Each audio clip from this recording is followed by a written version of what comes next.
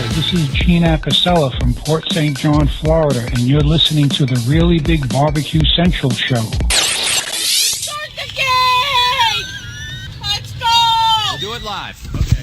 Well, do it live! I'll write it and we'll do it live! So to get that perfect barbecue, you use wood. Are you sure it's safe? Whatever. We put the lighter fluid on, strike the match, and... Oh! Should we call the fire department? That might be a good idea.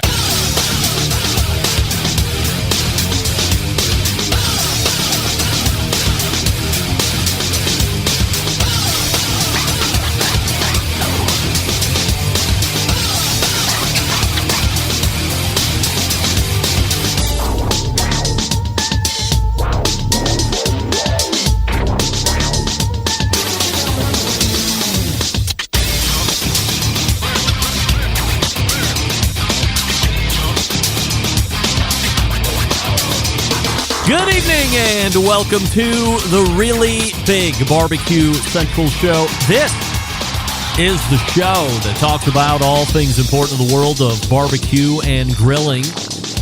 The show originating from the Rock and Roll Hall of Fame city, Bomb City, USA, Cleveland, Ohio, the barbecue capital of the North Coast. I am your program host, Greg Rempe. Happy to have you aboard here on your Tuesday evening. Negative on your Wednesday Hump Day Live Fire Barbecue and Grilling Show.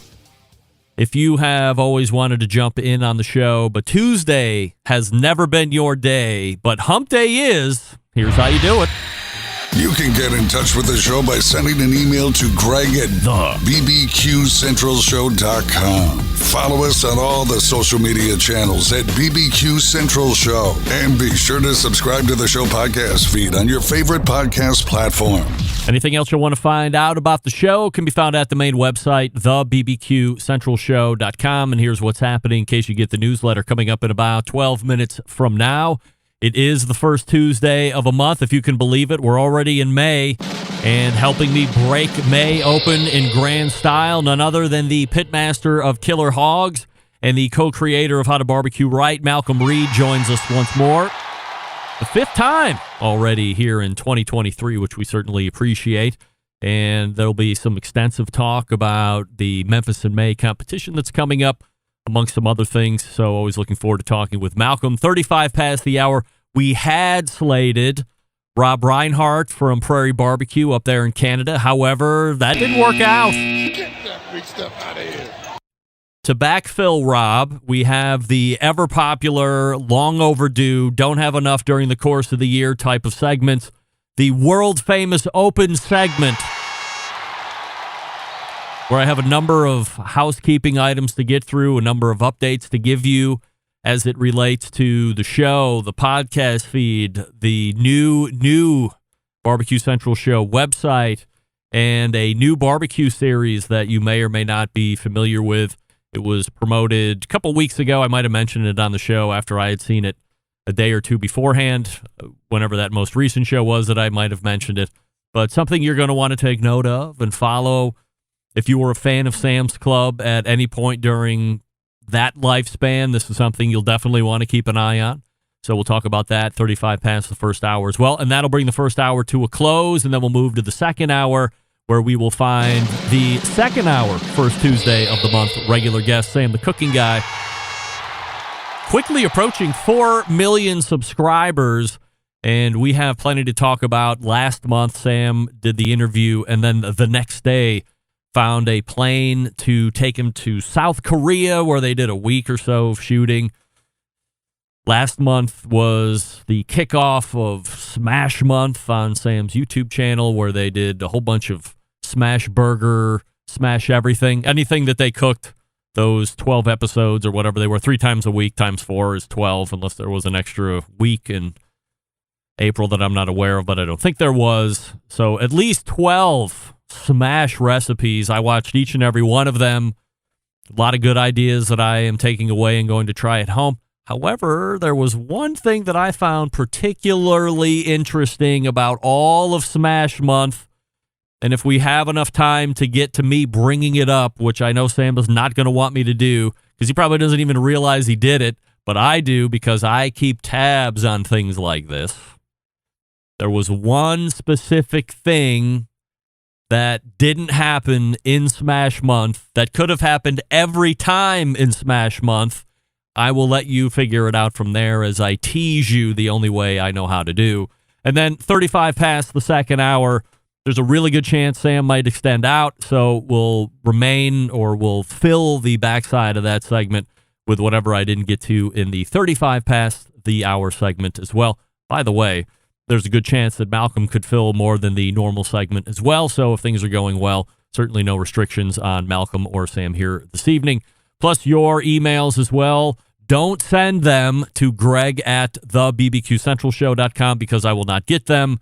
That's a whole situation that we're working on. However, hopefully in the next week or two, we'll have that rectified. Instead, send them to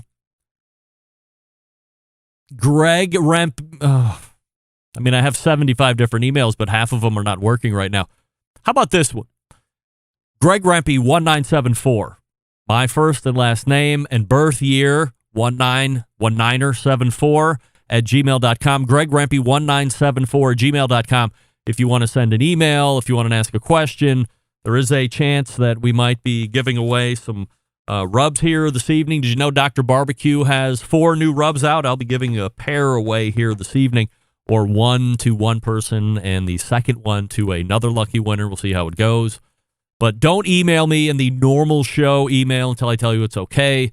Instead, use the ever-confusing Greg Rempe 1974, which is what I give to anybody I feel might be spamming me, and then I usually just send all that stuff into the spam folder from Gmail. But I will look at it tonight as it is show night, so that's how it's laying out here this evening. Malcolm Reed in the first hour, Sam the Cooking Guy in the second hour. Don't forget you can follow me socially, Instagram, Twitter, TikTok, and Snapchat at BBQ Central Show. We also say good evening to those of you watching tonight through one of our video streaming platform partners. You can go to Facebook and Twitch/BBQ Central Show. You can also watch via YouTube/RD Rempe. And we are streaming audibly on Clubhouse as well. And now we have a new YouTube poll question of the week. And it's a hot one right now. Battery-powered cookers will be the next big thing in live fire, yes or no? And currently, 90% of you are saying no! Get that big stuff out of here. I believe Derek Riches is also in agreement with that. I will save my answer until a little bit later in the show.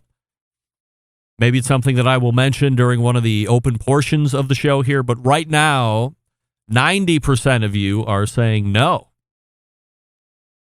Battery-powered cookers are not going to be a thing in the live fire industry. So let's start here this evening. Many of you emailed and messaged me with great concern for our new pal, Brad Robinson from Chud's Barbecue, about his decision to not go after people that rip off his builds. Now, he did mention that he has some patents. However, when I did follow up with him on if he would put any teeth behind those if pressed, he said yes. Then he quickly said, well, probably not. And a lot of you are reacting to that in a concerned manner, which I certainly understand. So let me help all of you concerned citizens out. Since you evidently aren't reaching out to Brad directly and you're running it back to me instead, business is tricky, number one. Business in the live fire industry is especially tricky when it comes to intellectual property and patents and trademarks and all this other stuff. How should one go about deciding to protect? Gang, would you believe right now, this very instant, there's a company that is living this life. They claim to have created a technology in this industry, which everybody knows they didn't. However, they got the patents awarded to them, and now they are actively trying to put another company out of business. And rumor has it, what they really want, by the way, rule number 1 of the show, no names, please. But what they really want is a royalty from this company that they're suing.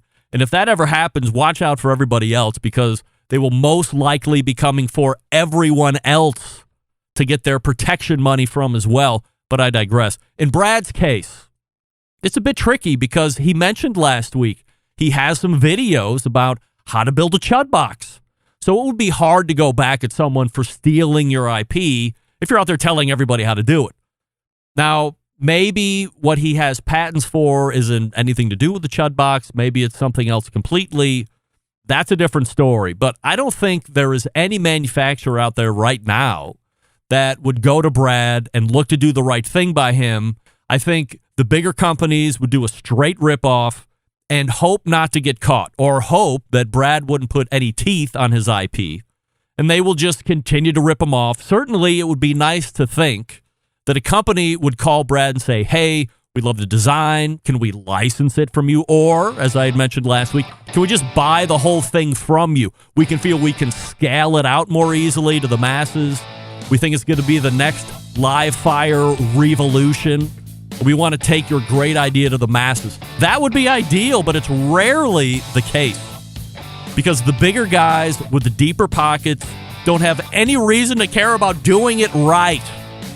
At least not until they get caught and when someone takes them to task on it. So we wish Brad success, and to ease the concern that you had over his sayings of last week, I say this. If Brad isn't concerned, then I'm not going to be concerned. It's his business, not anyone else's. But we continue to wish him success. All right, Malcolm Reed is ready to rock and roll in the green room. We'll get to him here in just 1 second. I will talk to you about Pits and Spits, the best looking, best cooking smokers and grills on the planet. Pits and Spits offers a full family of products, including traditional offset smokers, wood pellet grills, charcoal grills, travel grills, combination pits, fire pits, and much more. Pits and Spits has been one of the only American fabrication shops that's focused on smokers and grills for almost 40 years. Why is this important? Because they're able to put an emphasis on quality and design. They can locally source materials and put unmatched attention and detail into every cooker. From the fully welded barrels to the heavy gauge steel, they bring both function and beauty to life. Pits and Spits builds every product with the intention that it's going to get passed down from generation to generation. Doesn't matter if you're a competition cook or if you're just a backyard hack like me, it helps the barbecue and grilling game get raised to the next level. There is a product for you in the portfolio offering. Check them out at pitsandspits.com/BBQ Central. That's pitsandspits.com/BBQ Central. That's Pits and Spits with a double T and a double T on the Pits and the Spits. Use promo code BBQ Central at checkout for a free spice pack with your order of $500 or more. That's whether you're accumulating accessories or if you just buy one of the cookers that they offer. That's definitely going to be more than $500. So order and then use promo code BBQ Central at checkout for that free spice pack. We are back with Malcolm Reed from Killer Hogs and How to Barbecue Right. Stick around, be right back. You're listening to the Barbecue Central Show.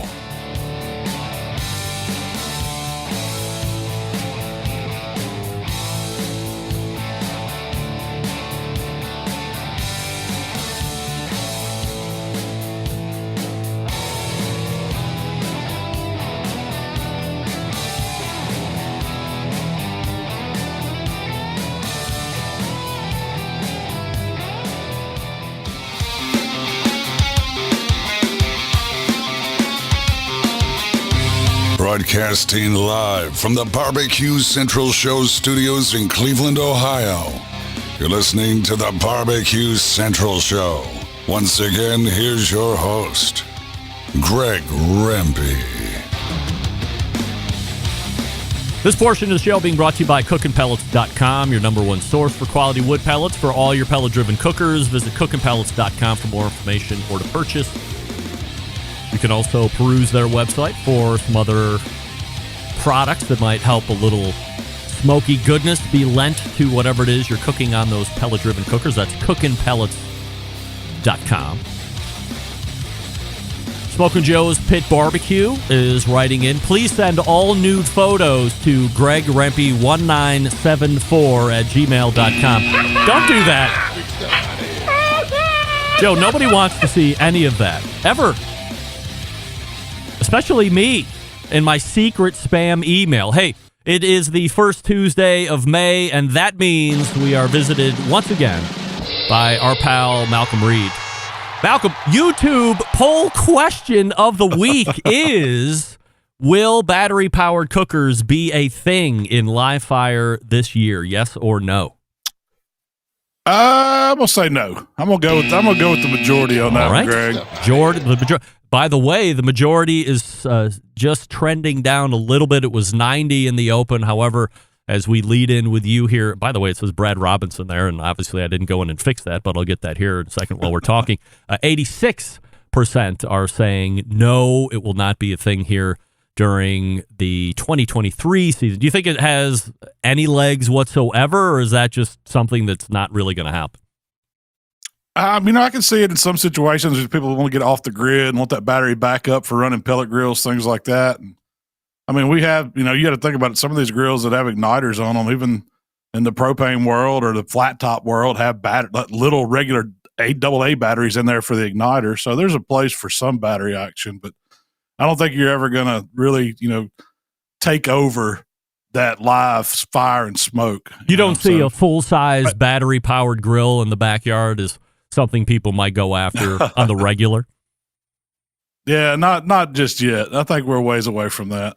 Malcolm Reed joins us here on the show as he does the first Tuesday of every month. So before we get into the live fire stuff, Malcolm, I have a bone to pick. It's not with you, but it's with your TikTok Tyler fella, who specifically said on the most recent How to Barbecue Right podcast that, and this is not a sports show, but we're going to turn it into a sports show here for just a second. He said that LeBron James is the biggest crybaby in the league. But I wonder if Tyler doesn't watch every other NBA player in the league, because it is a league full of criers and I never did that doers. And the Knicks are the worst at it. And meanwhile, that dope Dylan Brooks decided to run his mouth at LeBron. LeBron obviously takes them out, and I know Memphis is your team.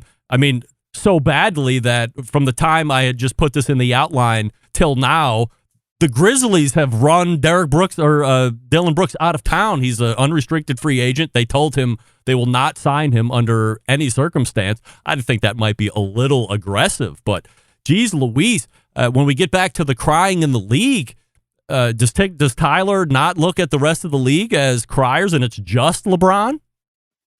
I think that was just because we were keyed in on that Lakers series and really wanting the Grizzlies to do good.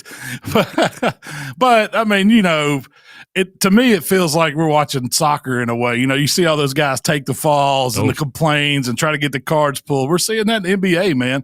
And that's just not so, I like the old school NBA where those guys, it was grit and grind. And, that's basketball to me. So. The most fascinating basketball argument that I am willing to entertain, a lot of stuff I won't entertain, like who's the best player, things like this. But it's when we were growing up, we're of the same age here. So I'm talking about mid-'80s to obviously through the 90s. That was smash mouth basketball. That was AFC Central type basketball where there was physicality. You knew if you were driving the lane, you were going to end up on your ass. People were going to foul hard. And if you took a lot of those players, especially like Michael Jordan, I think if you transition Michael Jordan into the league now, he would dominate just because there isn't nearly the physicality that's allowed in basketball as there was back then. However, I will make the converse argument that if you transition LeBron James back into the smash mouth, he's built to take it. I don't think it would really affect his game at all, but Michael could potentially be even more dominant if he was in his prime now than back then. Yeah, a lot of that I think is LeBron is a big guy. He's got the physique for it. And so when he's crying to the refs, it stands out more than Steph Curry or somebody little that's kind of got a point, or Ja taking it to the rack every single time and getting knocked down. Those guys may have a point, but going back to your point about those early teams, you look at the old Celtics teams and the old Detroit teams, those were hard smash mouth basketball. And those were guys that fought on the court. Not a lot of pushing and dancing. We're talking fisticuffs. It was rough. Those were the golden years of basketball right there. That's when men played basketball. That's right. Not these finesse players out there. Malcolm, we have Memphis in May coming up. We hyped it up just a little bit last month, but now we are really in the teeth of it. And you can confirm this rumor for me. I've heard it through a couple various sources. Are you guys doing whole hog this year? We are. We're going to swing out there and try our luck with the hog this year. How do you practice? It's been a minute since we cooked the hog. Ribs you can practice all day long. Very easy access. Same thing with shoulders. I would imagine that practicing a hog becomes very expensive, very quick. I'm not saying that you and the team don't know how to do hog. Obviously, it's a forte of yours, especially. But, I mean, if you want to get some practice in, there's only one way to practice a whole hog, and that's by cooking whole hog. So are you doing a number of those or what? Well, I think we're up to this weekend will be number 14. Are you kidding? Since the first of the year. Holy moly. I mean, you got to get it down. That's a lot of practice. You do the weight on that. Those hogs average 150 pounds we're cooking. They're yielding out probably by the time we get through trimming them, getting them comp trimmed and everything, we might get about 70, 75 pounds of meat after the fact. But that's a lot of pork. What are you doing with all the meat? We do different things. We donate some of it. We give it to friends. We give it to family. Sometimes we're doing it for events. Several of those are contests. The guys are out cooking. It's whatever we can do with it. Put it in the freezer. I've got more than I need at my house, so I'm in the giveaway mode. Where are you at in the dialed in for the event? I mean, we're only a short time away now. I would imagine you got to be pretty close. Yeah, we've got 2 weeks, and we've kind of got the flavor profile down that we're going for. We think we've got our times and temps down, so now it's just about executing and hoping we get lucky. Because, Memphis in May, I go in every year, and I tell you, Greg, I've been on here, this is our year. We're going to win it all. I'm telling you that this year. You got to have that attitude. But it takes a lot of luck in what we're doing, too. I mean, there's so many good teams down that compete in Memphis in May, and they've narrowed it down this year, cut the field down, as everybody's heard. So it's either going to be tighter competitions by the ones that are in there. It's a bunch of good teams. So we're going to be going head-to-head with guys that are just, world champs. So it's a tough contest to cook. Do you have more practice cooks in the hopper here yet, or are you done practicing and now you're just gearing towards the cook? We got one more this weekend. The guys are going out. So we kind of tag teamed up with, I know you've probably heard of Mark's been on here. He steps in for me when I can't make it sometimes from Swine Life. He's one of my employees, and him and his brother Jamie have been out in the NBN circuit cooking hogs and doing really well. And so we'll cook them here at the shop. We'll cook them, they're out cooking in contests, putting in front of some judges. They've been up, with our pit builder up in Indiana, Mr. J. Craig from Outlaw Pits. That's the pit we're cooking on this year. So they've been up cooking some hogs with him throughout the winter, and it's been a lot of practice and a lot of learning the pits, and because it's different. The one we're cooking on is actually a stick burner, but it's got a firebox on the bottom underneath the hog too. So we're kind of emulating old fashioned brick pit hogs, where you see the guys shovel the coals and they can move them around under the shoulders and the hams and speed the hams up or slow the loins down by the placement of the coals. We're doing that with this pit at the same time, running it like a stick burner, so it's getting heat over the top as well. So it's a really old-fashioned taste, the flavor of it. It's really good. I've often thought that if the hog is cooked well, it will always beat the perfectly cooked rib or the perfectly cooked shoulder because of the skill it takes to cook everything in the animal to perfection. Otherwise, it seems like a big risk to undertake. Your thoughts on that? Yeah, I mean, I've always, coming from the rib category the past few years, that's been one of my speaking points, to where these guys are cooking hogs. They got a lot of meat to pick from. They can find something on there perfect to put in the blind box. They can feed you as a judge. They can feed you from that. They've got a lot of choices to bring out to you. I've got 10, 11 bones here. I've got to make these as good as that whole animal they're cooking. So, I think that being in hog this year, I've got a lot of places to go get good stuff. So it's it's going to be a challenge, but I think cooking hogs, when people ask me, it is my favorite thing to cook, the hog, because it's always a team effort. You get a group of guys around, you sit there and you babysit that thing, and you feed a lot of people with it when it's done. And it's the epitome of being a pit master, being able to cook a whole hog and get the ham, get the shoulder, get the loin, get all that perfectly right at the same time. Do you have any idea how many other teams are cooking hog this year? I haven't counted them, but I would imagine it's in the neighborhood of 35 maybe, something like that. And there were 100. Probably. How many teams were there this year? I think there's 140 this year total. Yeah, something like that. No, I didn't. I've seen the list, but I didn't look at the numbers. I didn't actually go through there and count the list. Last week during the embedded correspondence segment, I asked the gentlemen for their thoughts on if they thought, look, we're just nonsense talkers on this show, of course. So, this is what we do. However, I said, hey, what do you think on that there might be a fix-in of sorts to ensure that Blues Hog doesn't win back-to-back overall grand championships again? All three of the guys thought that this would be the case, that they wouldn't see the overall grand championship. Do you have any thought on that? I don't know, man. I don't think it's just almost impossible to fix Memphis in May because there's so many teams and you've got the blind element and you've got the onside element. You've got to nail all aspects of it. You've got to get lucky enough to win that blind table. That's the big thing. So when it comes down to it, I mean, if you can cook a good hog or cook a good shoulder, cook a good rib, and you can get on a good table and you can beat everybody on that table because you have to be the clear winner of the table to move forward.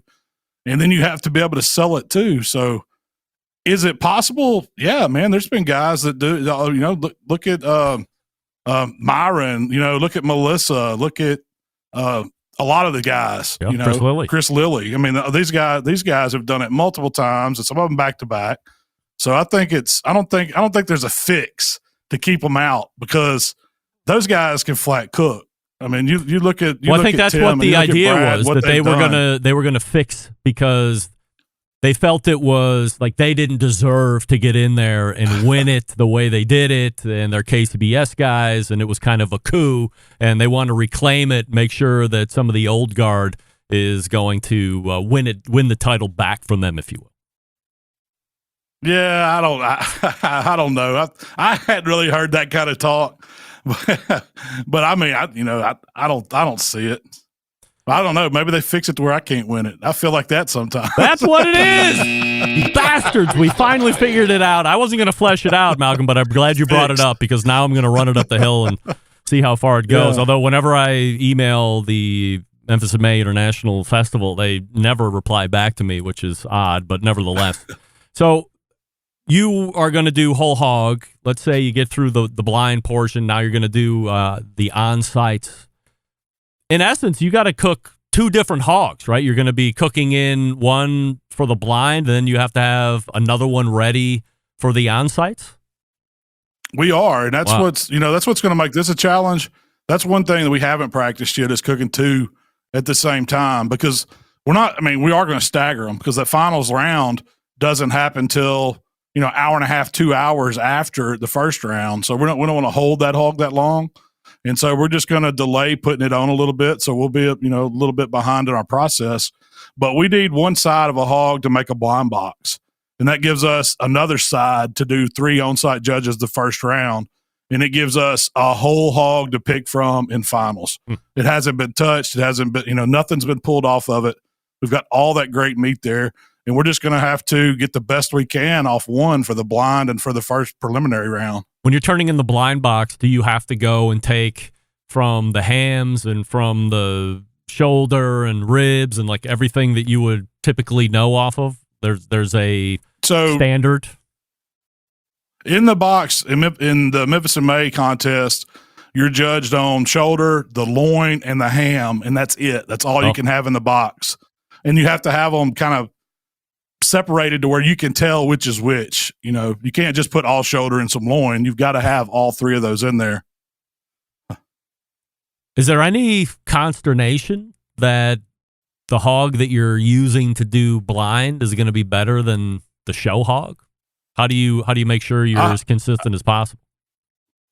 I hope they're going to be cooked at different times. So the finals hog won't be ready. So I don't think that's going to be a choice. We know that it's going to, be a little behind. If some reason why it got, if they happen to get done around the same time, which they probably won't, we would then go to try to test them and see what they're feeling like. It would be a feel thing. But we're going to put the best one we have in the blind box. I don't care which side of the hog it is or which hog it comes from. Whichever one we think is the best is going in the blind, because that's what gets you there.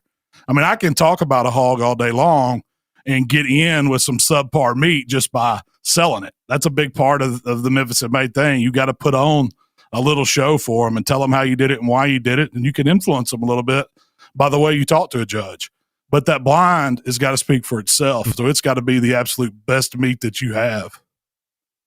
Are you cooking it butterflied or splayed, or do you do a running style thing? Like I know the shed uses a robo hog or whatever the hell they cook it. How do you do yours? So we're doing ours the old-fashioned way, where it's just laying on its back, skin down. We don't have to flip it in this pit, even because we have the heat from the top, so we can get the top done and create a bark on it. But we can also get the skin crispy on bottom, where the skin's absolutely edible and it's delicious. And we do that by putting the coals underneath it and moving them around to the areas we need them to go. So it'll be laying on his back the whole time, kind of splayed open. Malcolm, we wish you good luck to the Memphis in May, of course. We know it's pared down a little bit, but perhaps that makes the competition even a little tighter, considering the names that are going to be there. A lot of those folks have won their particular segments a number of times, and then a lot of those folks have won it in the overall sense as well. So we'll see. Outside of you being the favorite, who are you pointing to as potentially coming up and grabbing a victory out of your hands? Oh, man. I say every year that's got to be a rib year, because ribs haven't won Memphis in May in probably over 20 years. So eventually you got to think they got to come up and they got to beat the hogs, or they got to beat the shoulders. So my buddy Heath Riles had a great year and won ribs last year. I'm looking for him to do really well this year too in ribs. Shoulders, you can never count out Mark Lambert. His team, they slide in. It seems like every other year they're in there for the hunt. And they were in there last year. I think he won shoulders last year. So, he's right there. So he's got to be a favorite. Chris Lilly will be back. I don't think Myron's going to be there. So that's the second person I've heard about that. What's going on with that? I heard that he had a scheduling conflict to where he's doing a lot of these classes down at his home in Georgia, and they scheduled one that weekend without him knowing, so he's missing Memphis in May. Now, I don't know if that's true. Wow. That's what I heard. So, but I heard he was kind of upset that he's missing it. So I'm sure he is, man. You got to look how many times he's won Memphis in May, and he's been there as long as longer than I have cooking Memphis in May. So, I'm sure he doesn't miss it. If nothing else, we all know what a competitor Myron Mixon is, but Chris Lilly and Myron Mixon have won overall grand championships. They're tied at 5. So I have to imagine that both of them are bleeding through their very eyes to try and grab that 6 so they're not in that stalemate like they had been for the last number of years. So I'm shocked that a scheduling conflict might potentially be the issue here. But I guess that also speaks to the fact that Myron is not going to skirt responsibilities, or if people paid money to do a class, regardless of if it's on the highest and holiest competition day for a lot of the competition cooks, he's going to say, hey, maybe we'll do it again next year. And I can't imagine he would want the team to win if he's not going to be there, though, right? I mean, that's got to be a real conflicted experience for him. Oh, yeah. I mean, he probably wants a rib team to win if he's not going to be there, He probably wants it out of the hog category. Yeah. But we got the defending champs. They're going to be back. We got Melissa there. We got Boars Night Out. There's so many great teams that are cooking at Memphis in May that you got to beat. So it's going to be a challenge. It always is every year, but it's fun. We just we like to go down there, have a good time, cook the best barbecue we can, and enjoy being back on the river. And hopefully, we'll see how it works this year. Maybe it'll be back. Maybe it won't. We don't know yet. Malcolm, how's the smokehouse coming along? Man, it's getting close, Greg. I've got it painted. I've got all the wood up on the inside. I want to say I'm probably 4 or 5 weeks out from being completely finished and being able to move my smokers in. So I'm excited about having a new place to film and to hang out and to get some smoke, get it smelling right in there. Is that something that's going to really help video production for you? Are you going to be able to maintain a little bit more of a regular schedule, or get some things just you can do it when inspired versus having to contend with being outside and the weather. I hope so. That's that was the big thing for us is having the kind of an indoor place to where my equipment could stay. I'm not always having to tear it down at my house. I've got a designated cooking area that's covered outside, out of the elements. It's going to be better for my smokers. The look will be better, of course. And I hope to be able to do, longer in the year. Because a lot of times when it's cold and stuff outside, the weather's nasty. It knocks me out of filming and it gets me behind. It's even happening in the spring. We had 2 weeks to where it rained pretty much every day where I didn't get to film. So the past 2 weeks I've been catching up. I've been doing like 10 videos a week, and that'll wear you down quick. No doubt about it. Just trying to catch back up with content. So. Well, you can find Malcolm over at howtobbqright.com. You can also subscribe to him, obviously, over at the YouTube channel. Follow him on all the social media platforms at howtobbqright. Malcolm, anything else that's going on or that you would like to talk about here before I let you go this evening? Man, that's we're straight Memphis and May focused, so that's my big push right now. Just hope if everybody comes out, y'all stop by and see us. Greg, I got to get you down there one year, man. You got to come to Memphis, hang out with us. Well, it's not. I can tell you, it's not going to be this year, but Memphis just isn't close for me. I feel like it would be closer for me to fly and come to your house than it would be for me to get down to Memphis for some reason. And I've heard that from a number of people. However, depending on how the rest of the year shakes out, I can see maybe an end of the year trip down, or maybe we can start putting some plans together for a 2024 Memphis and May run. Certainly would love to see how it all goes down. A bucket list item for me, for sure, as well as, finally getting out to the Royal and maybe the Jack, although I've heard some mixed feelings about how good the Jack really is versus just for the team that wins it. However, maybe that's something that I need to go down and experience and then give my own thoughts on that. But we'll see how it goes here. So, Malcolm, appreciate the time. As always, good luck at Memphis in May. We'll wait for the recap in June, and we'll talk to you then. The halfway mark, man. I can't believe it. No doubt. We are ready. We are rocking, and we are rolling. It is Malcolm Reed from How to Barbecue Right, Killer Hogs, and 2 weeks away, if you can believe it, from Memphis in May. So we'll see how Malcolm does here in the 2023 offering in Memphis. I did find it very, not shocking, but unique that team's going for whole hog this year. I do have a thought that because Brad and Tim were able to snatch it through whole hog, that might have given him a little extra inspiration because Malcolm is a great competition cook as well.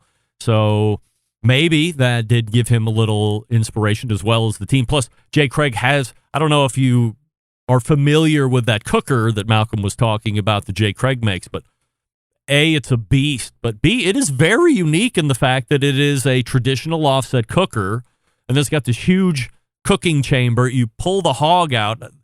There's like a lever that you can pull down, and then the whole cooking grate will do is that a 180? But wherever the head is, the head will go here instead of where it was, but it's just through a pivot. So Jay Craig, obviously an engineer extraordinaire, and then underneath you would open the doors, and as he talked about, you could go into the firebox of the offset portion of this pit, take out the coals, and then shovel some coals underneath. So very unique pit, one that I have never seen before that is able to pivot that hog in a number of different ways, and we'll see if that is the next coolest cooker to win Memphis in May. Last year, everybody loved the 785-gallon drum that Tim Shear built there at Gateway Drum Smoker, and maybe Jay Craig's offset / direct cooker will be the next coolest cooker to win back-to-back. So we'll see how it goes. That's Malcolm Reed from How to Barbecue Right and the pitmaster over at Killer Hogs. HowToBBQRight.com is his website. And once again, you could subscribe to him over on YouTube, where 1.54, 1.6 million of you are already doing that. And we thank Malcolm for joining us. Going a little long there, talking some extra Memphis in May competition talk. We're open next segment, so if you want to jump in on the show, even if you're not a Clubhouse person, I will be opening up the Clubhouse for you to jump in and give some reaction to if you care. If not, I have a bunch of stuff to cover and get going on. Before we do that, Primo Grills. What do we love about ceramic cookers? You tell me. I am still listening. That's right. We love that they're fuel efficient. We love that you can go low and slow. We can also love that you can get rip-roaring hot, all in the same cooker. That's what's great about ceramic cookers. But what's missing in the everyday lineup of them? The real ability to do true two-zone cooking. Two-zone cooking is very important to both professional and backyard cooks. It's the best way to manage a fire and cook with confidence. However, getting a two-zone fire in a round ceramic cooker is not very realistic. Why? Because it's round. Enter Primo Grill and their game-changing oval design. The shape gives you the ability to execute a two-zone setup that you desire. It also gives you the other ceramic grill benefits as well. When you break it down, there's more than 60 different ways to configure the Primo cooker, so you're only limited by your culinary imagination. They also have all the accessories that you would ever want to include. The Primo Grill rotisserie, the Primo Grill pizza accessory, the half pan, the full pan, the rib rack, all of it. Remember at the HPBA Expo? The Primo Extra Large is out, 25% bigger than the XL. The XXL is 25% bigger. Only sold through dealers, so find one near you. PrimoGrill.com. That's PrimoGrill.com. Here's the bottom line. Best ceramics in the biz? Yes. Patented technology? Yes. True two-zone cooking capabilities and multiple sizes? Yes and yes. PrimoGrill.com. Find a dealer near you. Follow them on Facebook and the Instagrams. That's Primo Grill, and we are back with the ever-popular open segment. Stick around. We'll be right back. You're listening to the Barbecue Central Show.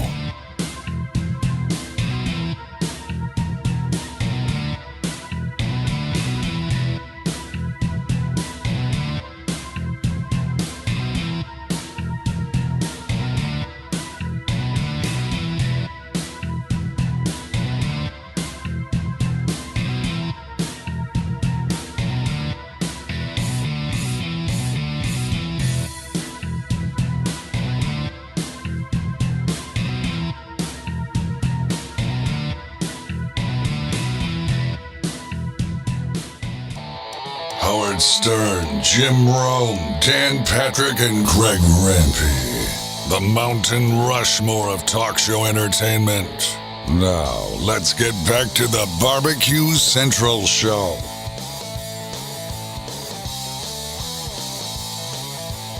And we thank Malcolm Reed for joining us last segment. Out of bbqright.com is the website. This portion of the show being brought to you by Fireboard. Monitor up to 6 different temperatures simultaneously. Connect to Wi-Fi for cloud-based monitoring, or connect via the Bluetooth. If you have Alexa or the Google Assistant in your home, you're in luck because Fireboard is fully integrated with both. Find out more by visiting fireboard.com or call 816-945-2232. Ted Conrad and the gang out there at Fireboard. And don't forget the Fireboard Spark, which I didn't have for a long time after it came out, and then I got one down at the HPBA Expo, and I have to tell you, I love it. It's a highly accurate instant read meat thermometer, which they talk about. However, if you're only cooking one thing that you want to take internal temperature of, it's a one-channel Fireboard, and it's it's not wireless in the fact that you have the wired probe that fits into it, but you can just stick that unit down wherever you want. If you have some type of a metal surface, it's magnetic, so it will stick right there, and you have no worries about it falling off or going anywhere. It is highly convenient, and it just stays right there on my stainless steel hood where I evacuate all the smoke and stuff when I'm cooking. So it's been great. If you're on the fence about the Spark, get off the fence. Believe me, you're going to love it.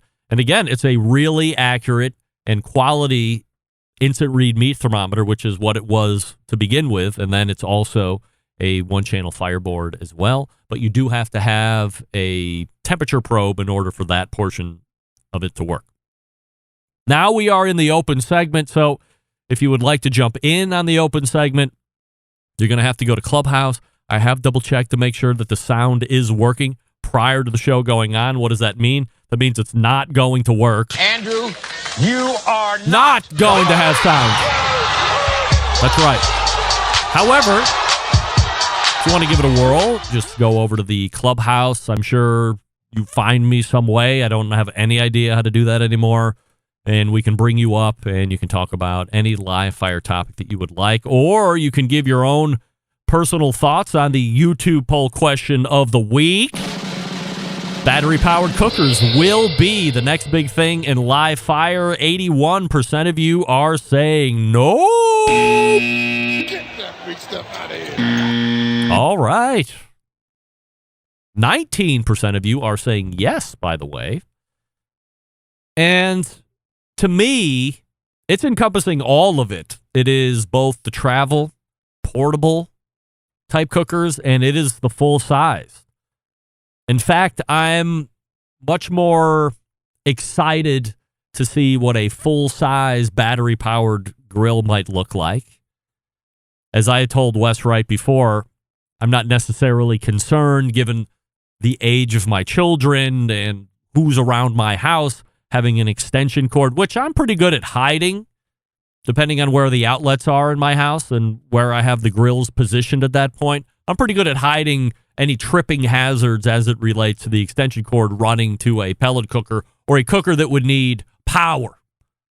That being said, battery power might not be too bad. And again, as Derek had mentioned last week, the main power draw is that startup in pellet cookers, and then once it's up and running and it's just the fan and then turning the auger, it drops way down. So we'll see how it turns out. But 81% of you are disinterested, saying that it is not going to be the next big thing in live fire. Have a few instant messages here to get to. Oh, wait. View all. Oh, I didn't queue them up, right? Yeah.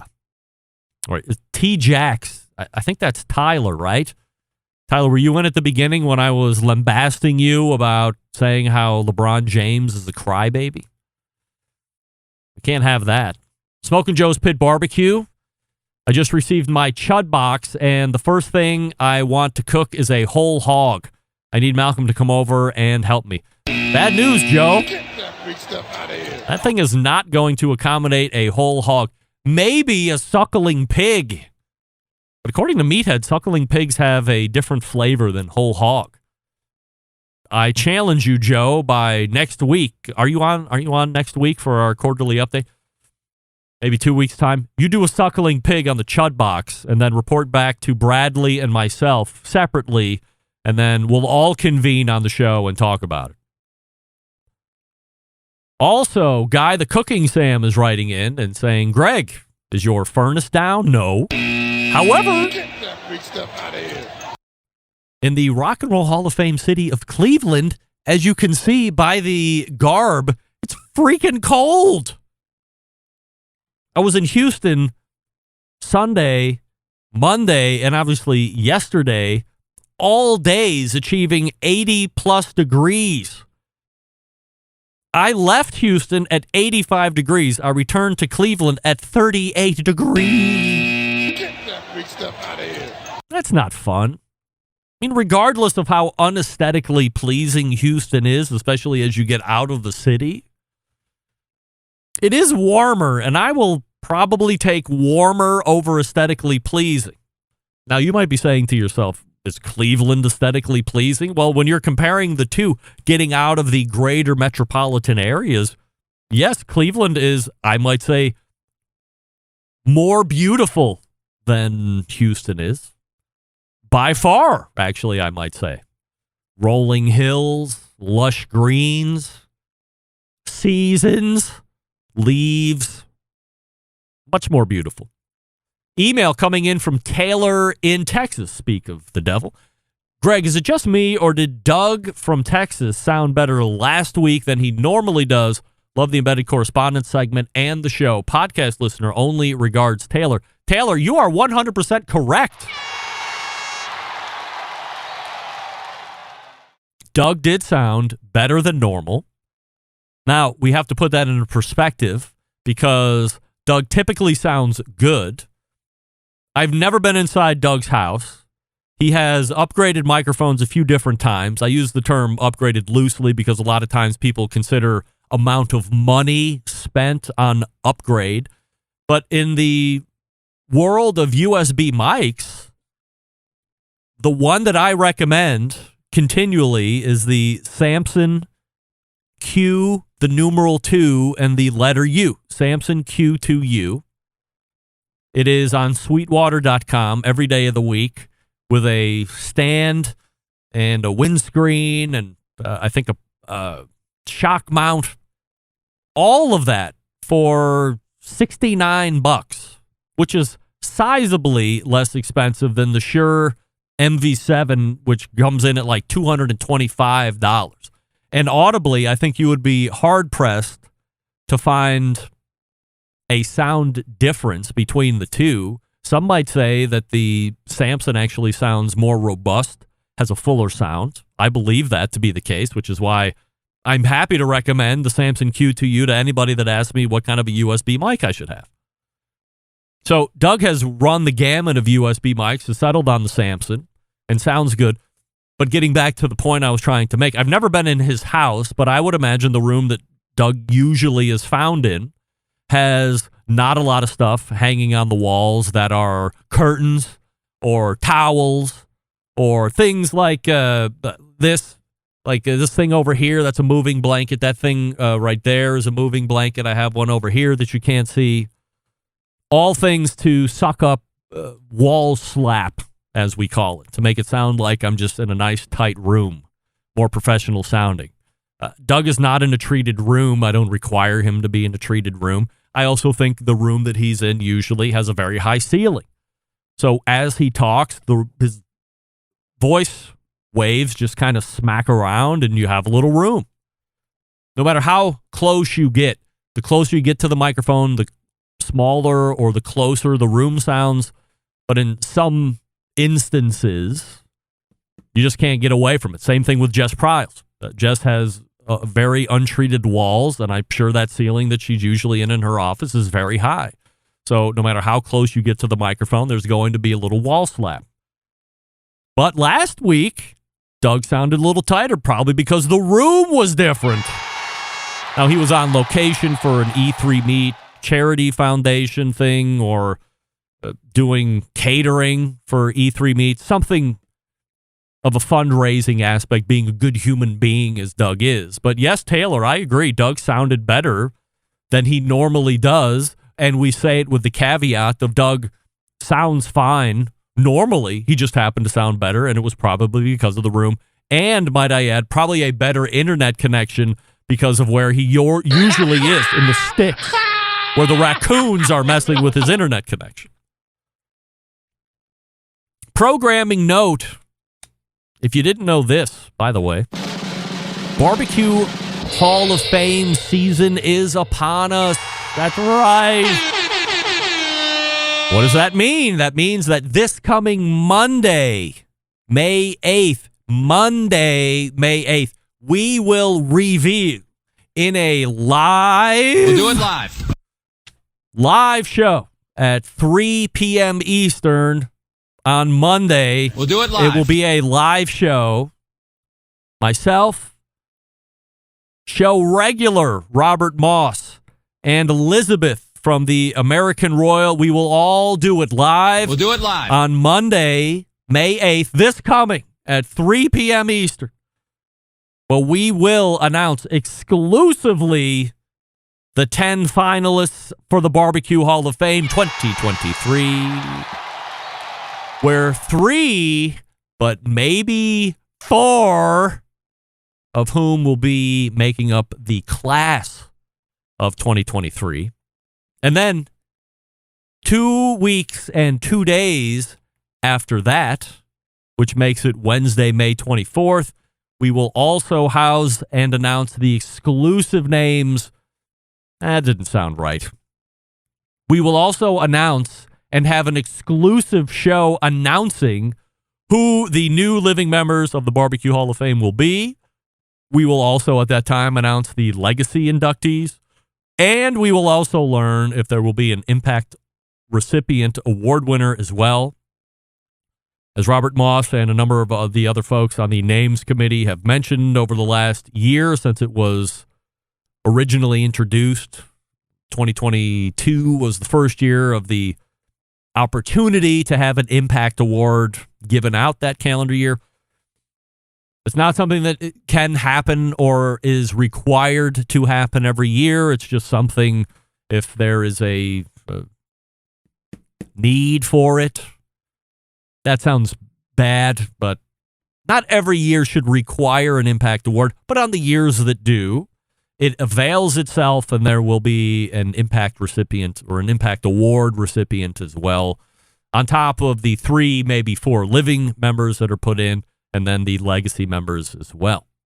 So, just to recap, this coming Monday, there will be a live show at 3 p.m. Eastern. We'll do it live. At 3 p.m., Bill, that's right, on May 8th. And then on May 24th, we will also do it again. We'll do it live. Yes, live.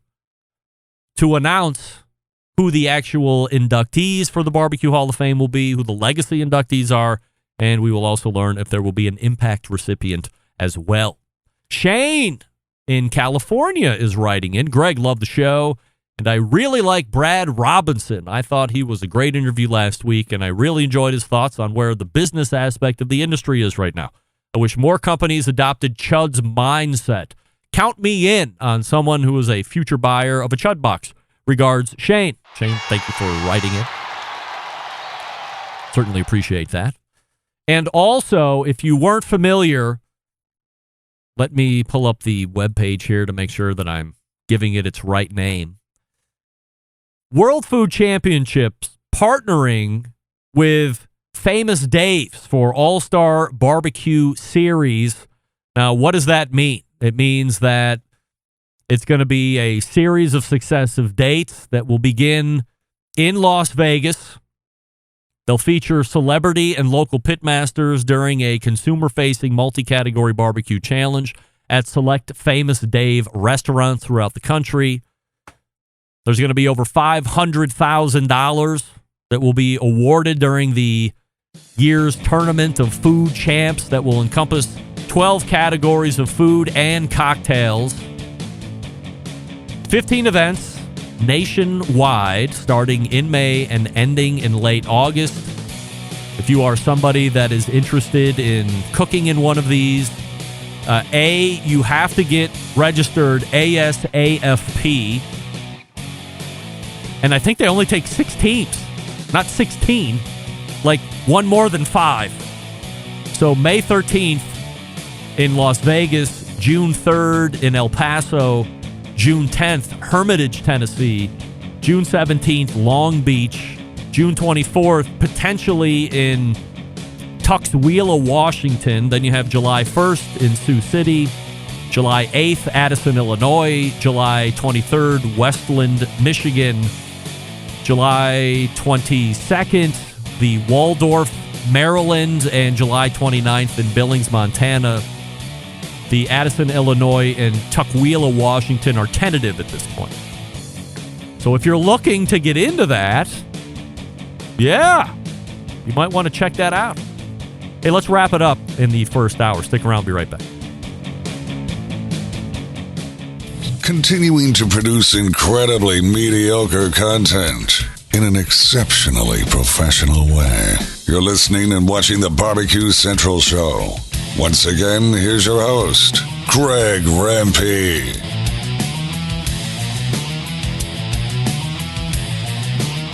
So I have more thoughts on the Famous Dave All-Star Barbecue Series, but in order to maintain the integrity of the clock here this evening,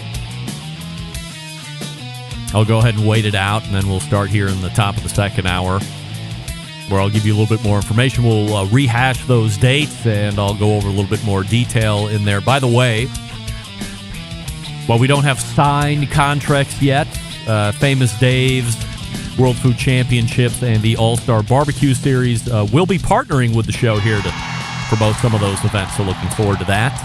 And we'll talk a little bit more about that here in just a second. So why don't you do this? We're going to close it out here in the first hour. You refresh libations, and we'll see you back here to start the second hour. You're listening and watching the Barbecue Central Show. We're right here on the Barbecue Central Network. Stick around. We'll be right back.